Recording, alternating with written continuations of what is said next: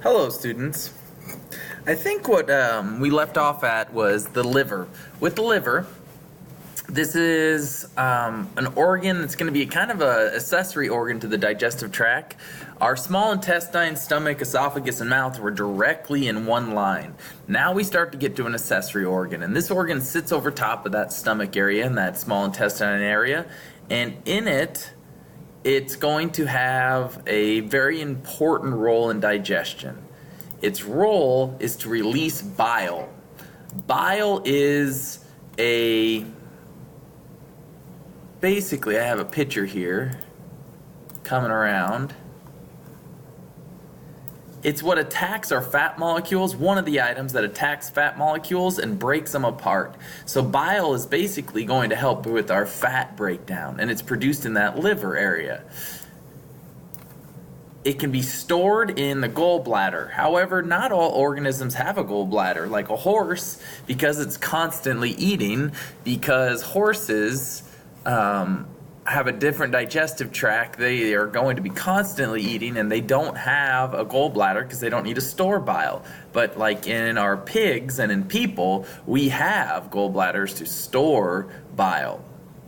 Another accessory organ will be the pancreas. So I think as we move down through your notes, you should have liver, bile, and gallbladder here. The liver was an accessory organ to the digestive tract that produces bile. Bile is a item that breaks down fat. Gallbladder is another organ that stores bile. The pancreas is another accessory organ that releases insulin. It releases insulin into the cells, or into the small intestine, so that sugars can be absorbed into our cells. Another thing that the pancreas does is it produces bicarbonate. Bicarbonate is a buffer, which means it increases the acidity. In your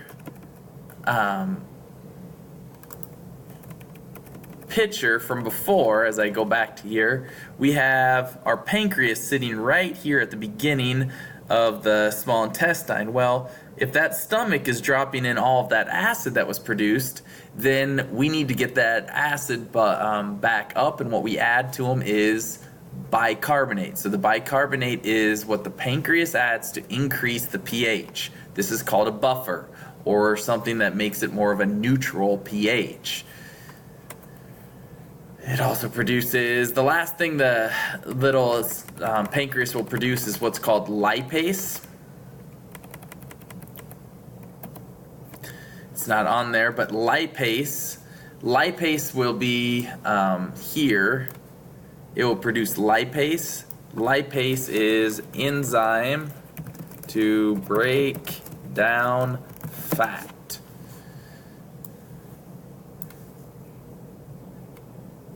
So it'd be similar to another one called bile. So bile and lipase will work together, but the bile is produced by the liver, and the pancreas produces the lipase. Continuing on the description of our different monogastric ones, we come to the next one. So after our small intestine, we move into what's called the cecum. The cecum is essentially non-functioning in many of our monogastrics, like pigs. It's going to be there, but it's not that important, and it's definitely not that important in our carnivores, because it basically microbially breaks down. Microbial breakdown means using a bacteria, protozoa, or any other little microorganism that live and help break down feedstuff. Specifically, it breaks down cellulose and breaks down other fiber ones. It's a blind sac, which means there's no opening out one end, and so that's just a sac that's attached to the end of the small intestine that will break down cellulose or other hard to break down fibers. One particular or two organisms that really use it are what are horses and rabbits. Horses and rabbits have a very large cecum, and this enables them to eat a more rich fiber diet. So pigs do not have a very good one, and they're up here like with us, who can't really survive too much on anything that's cellulose, and so we eat a lot of starches, where we can feed horses and rabbits a very high roughage diet. and that's because they have a modified cecum, or it's a modified monogastric that have a large cecum then. After the cecum, we move into the large intestine. The large intestine, another place where bacteria, this is why your defecation stinks and why poop stinks coming out of pigs and out of cattle and such, is because once it hits here, it starts to really get into our bacterial activity.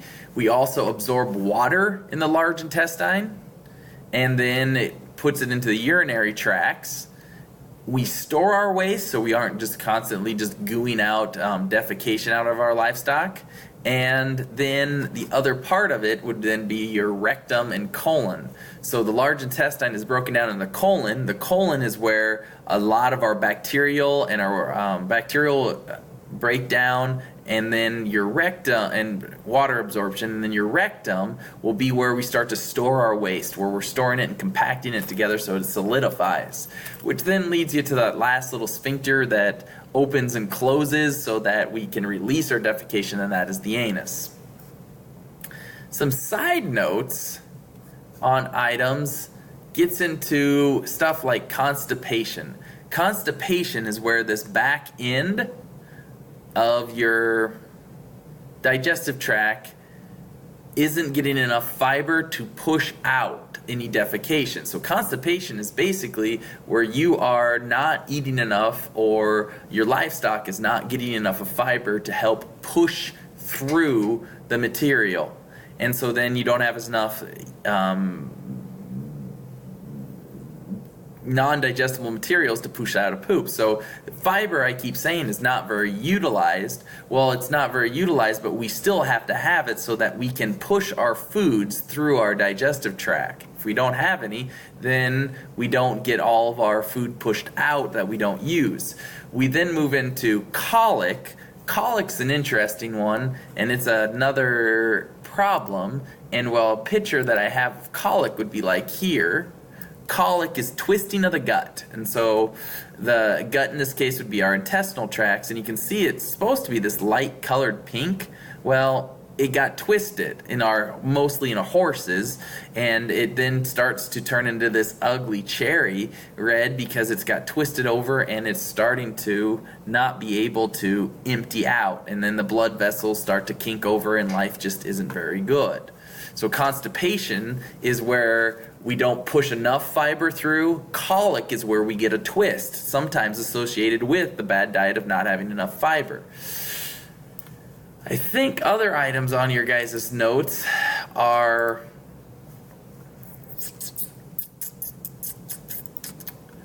constipation, colic, founder.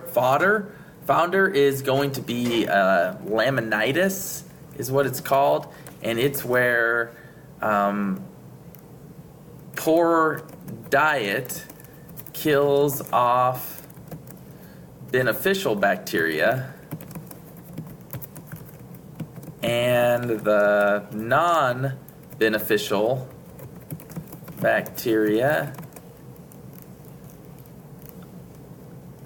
produce toxins that are absorbed in the bloodstream and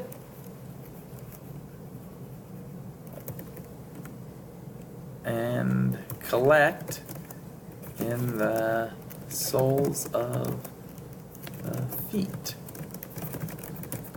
So basically, you fed them wrong, and then it kills off your bacteria that you're supposed to have. The non-beneficial bacteria then produce some toxins that end up being built up into locations of the feet. And here's be the classic picture of founder or laminitis, where the feet, the reason they're growing more isn't because the animal is just needing its foot trimmed. It's because they don't, the bacteria are getting in there, and the animal doesn't want to walk. And so if it's not walking, it's not wearing down its toes, it hurts, and it's because we fed them wrong up here in their intestinal tracts, and the bacteria that were good, so you've heard of probiotics, those probiotics aren't there, and then the bacteria's toxins come down here, they form and get higher and higher, causing foot pain, and then the the feet continue to grow, and this causes then more problems in that it doesn't want to walk, and your animal just becomes lame. And that's what the lame would be dealing with. We have some other terms here dealing with coccidia, ulcers, and diarrhea, and we're going to hit those and come back to them on Wednesday to wrap up the notes. But you should have been able, from this little lecture, get everything from founder all the way up to liver.